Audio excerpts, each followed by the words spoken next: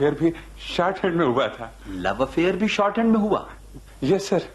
और लड़के लड़कियां तो कई कई साल तक छिप छिप कर मिलते हैं, सिनेमा देखने जाते हैं, रेस्टोरेंट में जाते हैं, वहां जाकर छोले और कुलचे खाते हैं, तब जाकर कहीं उन्हें यह महसूस होता है कि उन्हें मोहब्बत हो गई। सिर्फ इतना ही नहीं सरकार, फिर लड़के के रिश्तेदार या लड़की की माँ, मामी, चाची या फूफा वगैरह उनकी मोहब्बत में रोड़े अटकाने शुरू कर देते हैं। अगर मैं एक मोहब्बत की दास्तान सुनाने लगूं सरकार, तो सुबह से शाम हो जाए और लिखने लगूं तो कम से कम 20 फुल स्केप सफे भर जाएं और दास्तानें फिर भी खत्म न हो। लेकिन अपने केस में तो वही शॉर्ट हैंड वाला मामला। मैं एक दिन बस स्टॉप पर बस के इंतजार में लाइन में खड़ा था। मेरे आगे एक लड़की खड़ी थी। न मैंने उसे कभी वैसे देखा और न कभी उसने मुझे देखा। लाइन में खड़े खड़े मुझे खांसी आ गई और फिर उस लड़की को भी खांसी आ गई। बस मोहब्बत हो गई। बस इतनी सी बात पर मोहब्बत हो गई? मोहब्बत ही नहीं सर, बल्कि शादी भी हो गई। शादी भी हो गई? और वो शादी भी शॉर्ट हैंड में सर। यानी कि न कोई ठाका न कोई सगाई, बस यूं समझिए सरकार, चट खांसी और पट पिया। और शादी के बाद बच्चे भी हुए तो वो भी शॉर्ट हैंड में। बच्चे भी शॉर्ट हैंड में? Yes sir. 6 साल में 12 बच्चे। ओह माय गुडनेस, 6 साल में 12 बच्चे? वो कैसे? ये शॉर्ट हैंड तो बिल्कुल सिंपल है सर, यानी कि एक साल में एक जोड़ा। अब तो आपको यकीन आ ही चुका होगा सरकार कि जो काम बाकी के उम्मीदवार 1 घंटे में करेंगे, मैं वही काम सिर्फ 5 मिनट में कर सकता हूँ। मेरा ख्याल है कि अगर मैंने आपको इस दफ्तर में मुलाजिम रख भी लिया, तो अगर इस कंपनी का दिवाला 1 साल में निकलना होगा तो आपकी वजह से 1 महीने में निकल जाएगा शॉर्ट हैंड में। जी हाँ, अब आप जा सकते हैं। मुझे आप जैसे उम्मीदवारों की जरूरत नहीं है। अब आप शॉर्ट हैंड में यानी कि फटाफट इस कमरे से तशरीफ ले जाएं तो बेहतर है। Right sir. राधेलाल, आया हुजूर। दूसरे उम्मीदवार को बुलाओ। जो हुकुम सरकार। उम्मीदवार नंबर 2, चलिए इंटरव्यू के लिए। मे आई कम इन सर? आइए, बैठिए। आप जानते हैं कि आप किस पोस्ट के लिए इंटरव्यू देने आए हैं? ये सर, स्टेनोग्राफर की पोस्ट के लिए। मेरी टाइप और शॉर्ट हैंड की स्पीड। अजी गोली मारिए टाइप और शॉर्ट हैंड की स्पीड को। हाँ जी। मेरा मतलब है कि हमें ऐसे उम्मीदवार की जरूरत नहीं है जिसकी लियाकत सिर्फ टाइप और शॉर्ट हैंड तक ही महदूद हो। हमें ऐसे उम्मीदवार की जरूरत है जो हाजिर जवाब हो, दिलचस्प हो। अच्छा ये बताइए, आप कितने भाई हैं? हम थे तो 5 भाई, लेकिन अब सिर्फ 4 रह गए। आपके 5वें भाई को क्या हुआ? जी क्या बतलाऊं सरकार, उसने खुदकुशी कर ली। बहुत अफसोस की बात है। खुदकुशी कैसे कर ली? मेरा मतलब है कि वो गाड़ी के नीचे आके मर गया या दरिया में छलांग लगाकर या जहर खाकर या छत से कूद कर? जी नहीं, उस बेचारे ने शादी कर ली। ओह, शादी कर ली। खैर जाने दीजिए। ये बताइए कि अगर आपके घर और दफ्तर के दरमियान 2 गलियां, 3 बाजार, 4 सड़कें, 5 चौराहे और 6 मोड़ हों, तो बताइए कि आपका घर उस दफ्तर से कितनी दूर है? सरकार, मेरा घर दफ्तर से कितनी भी दूर क्यों न हो, मैं आपको यकीन दिलाता हूं कि मैं दफ्तर हर रोज ऐन वक्त पर आया करूंगा। जी। आप पहले भी किसी दफ्तर में काम कर चुके हैं? अब आप एक दफ्तर की बात करते हैं जनाब। अगरचे मेरा कुल तजुर्बा 6 साल का है, लेकिन मैंने कम से कम 1 दर्जन दफ्तरों में काम किया होगा, यानी कि हर दफ्तर में 6-6 महीने। सिर्फ 6-6 महीने? जी। इसका मतलब है कि आपका काम किसी को पसंद नहीं आया? ऐसा नहीं जनाब, बल्कि मेरा काम हर अफसर ने पसंद किया। हर अफसर को मुझसे मोहब्बत हो गई। और वो मोहब्बत फिर जल्दी जल्दी टूटती है। जी हाँ, आपने वो शेर तो सुनी रखा होगा कि जिंदगी प्यार की 2-4 घड़ी होती है। एक दफ्तर में जब मैं भर्ती हुआ तो मेरी तनख्वाह 100 रुपए मुकर्रर की गई। मेरे काम से खुश होकर मेरी तनख्वाह दूसरे महीने 150 रुपए कर दी गई। यानी कि एक ही महीने के बाद आपकी तनख्वाह 1.5 कर दी गई? जी। सिर्फ इतना ही नहीं सर, तीसरे महीने 200 रुपए, चौथे महीने 250 रुपए और 5वें महीने 300 रुपए और 6ठे महीने 350 रुपए। शाबाश, इतनी तरक्की कर ली आपने और फिर भी वो नौकरी छोड़ दी, क्यों? क्या करता जनाब, नौकरी तो छोड़नी थी, गुजारा जो नहीं होता था। गुजारा जो नहीं होता। जी, क्योंकि तनख्वाह तो मुझे एक बार भी नहीं मिली। समझ में आया। देखिए जी, आप इस दफ्तर में मान लीजिए काम कर रहे हैं और बाहर से एक लड़की सीटी बजाती है, तो आप क्या करेंगे? उसकी पहली सीटी पर तो मैं खामोश रहूंगा, क्योंकि मैं समझूंगा कि शायद वो सीटी आपको बजा रही है। उसकी दूसरी सीटी पर मैं सीटी का जवाब सीटी से दूंगा। और अगर उसने इशारा करके आपको दफ्तर से बाहर बुलाया तो मैं उल्टा उसे इशारा करके दफ्तर के अंदर बुला लूंगा।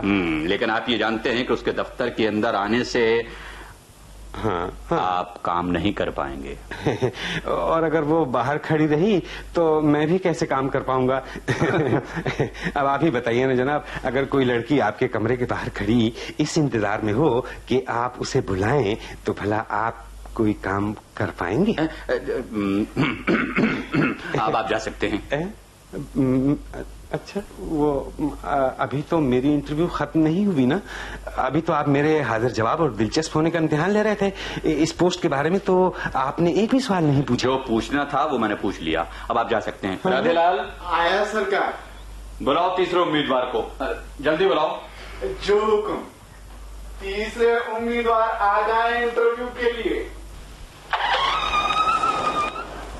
May I come in, sir? Yes, come in. How sweet. How sweet. मेरा मतलब है हैव द सीट। आपका नाम? मेरा नाम है मिस जलेबी वाला। मिस जलेबी वाला, आप टाइप तो जानती ही होंगी। Type? Why not? Why not? और शॉर्ट हैंड भी आती ही होगी आपको। Short hand? Why not? Short का मतलब है छोटा और हैंड का मतलब है हाथ, है ना? वेरी करेक्ट, बिल्कुल ठीक कहा आपने। ये देखिए मेरे दोनों हाथ कितने छोटे छोटे हैं। How lovely. मिस जलेबी वाला। Yes sir. आपकी शादी हो चुकी है? जी नहीं तो। ओह वेरी गुड, तो ठीक है। आपको ये सुनकर खुशी होगी कि you are hereby elected. Elected? मेरा मतलब है सिलेक्टेड, यानी कि ये नौकरी आपको दे दी गई और आपको नौकरी पर रख लिया गया। Oh thank you my boss. Radhelal, आया सरकार। बाकी के सब उम्मीदवारों से कह दो कि हमने सिलेक्शन कर लिया है, वो अब सब जा सकते हैं। बहुत अच्छा सरकार। मिस जलेबी वाला। Yes my boss. जनाब, मैं भी एक उम्मीदवार हूँ, इंटरव्यू के लिए आया था। मैंने आपको 2 बार कहलवाया है कि आप जा सकते हैं, सिलेक्शन हो चुके। लेकिन बिना इंटरव्यू मुकम्मल हुए सिलेक्शन हो गई। आप मेरे टाइप का टेस्ट ले लीजिए, शॉर्ट हैंड का टेस्ट ले लीजिए। Type, short hand? भाई मुझे इन चीजों में कोई दिलचस्पी नहीं है। आप क्यों अपना वक्त बर्बाद करते हैं और साथ में मेरा वक्त भी बर्बाद कर रहे हैं? जी, फिर भी मैं आपसे रिक्वेस्ट करूंगा कि कम से कम आप मेरी इंटरव्यू लेकर देख तो लीजिए। मैं बहुत दूर से हाजिर हुआ हूँ इतना खर्च करके। अच्छी बात है, ये बात है तो फिर तैयार हो जाइए। मैं तैयार हूँ जनाब। आप बतला सकते हैं कि खजूर के पेड़ ऊंचे और अंगूर के पेड़ नीचे क्यों होते हैं? जी नहीं। आप जानते हैं कि लीमू खट्टे क्यों होते हैं और मिर्ची कड़वी क्यों होती है? जी नहीं। अगर गोभी का भाव 8 आने किलो हो तो गोभी के एक फूल के कितने पैसे होंगे? ये भी नहीं बतला सकता। ये खूबसूरत सूट जो आपने पहन रखा है उसके बनाने में कितने पाउंड और कितने आउंस ऊन खर्च हुई होगी? जी, ये भी मैं नहीं बतला सकूंगा। ये भी नहीं बतला सकूंगा, वो भी नहीं बतला सकता। अगर आप कुछ नहीं जानते, कुछ नहीं बतला सकते तो आप इंटरव्यू देने आए क्यों हैं? मैंने कहा था ना आपसे कि आप मेरा वक्त जाया मत कीजिए। लेकिन मैं अर्ज करूं कि इन सवालात का इस नौकरी से क्या ताल्लुक? ताल्लुक है, हर सवाल का नौकरी से ताल्लुक है। अब आप जा सकते हैं। जी हाँ, अब आप जा सकते हैं। जी, अगर इस तरह के बेतुके सवालात आपसे पूछे जाएं तो क्या आप जवाब दे पाएंगे? क्यों नहीं, वरना मैं मैनेजर की कुर्सी पर कैसे पहुंचता? जी, क्या आप बतला सकते हैं कि आपके मूछे मुंह पर क्यों, गर्दन पर क्यों नहीं? मुझे ये कोई सवाल है भला? अगर एक नाई कैंची से आपके सर के सारे बाल आधे घंटे में काट सकता है तो 4 नाई मिलकर उस तरह से आपके सर के बालों को कितनी देर में सफा चट कर सकते हैं? कमाल है। आप इंटरव्यू देने आए हैं या इंटरव्यू लेने? जिस कुर्सी पर आप बैठे हैं ऐसी 562 कुर्सियों का कितना वजन होगा? लेकिन मिस्टर, मैं कहता हूं कि आप यहां से... लेकिन जो मेज आपके आगे पड़ी है उतनी 50 मेजें बनाने के लिए कितने दरख्त काटने पड़ेंगे?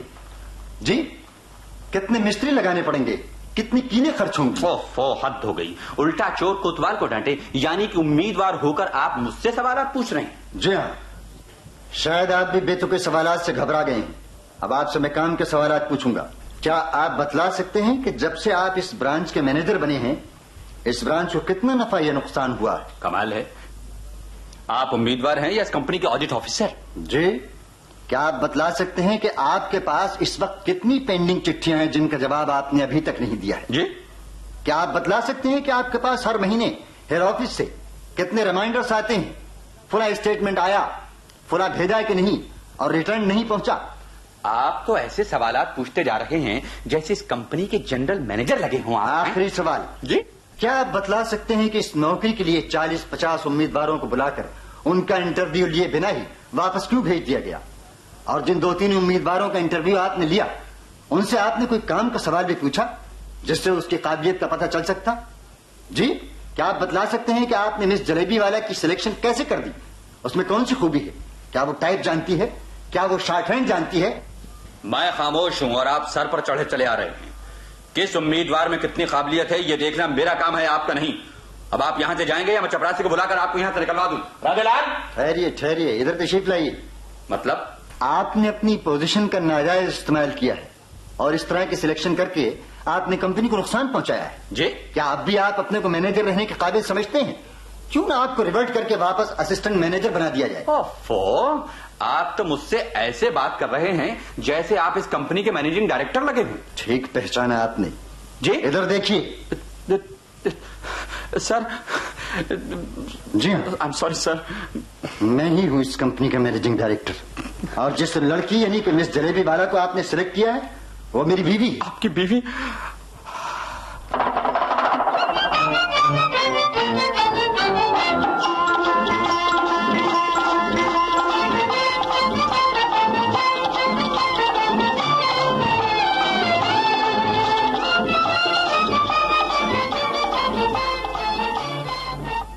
इंटरव्यू। हवा महल में अभी आपने श्री V.M. आनंद का लिखा ये प्रहसन सुना। इसे प्रस्तुत कर रहे थे मुख्तार अहमद।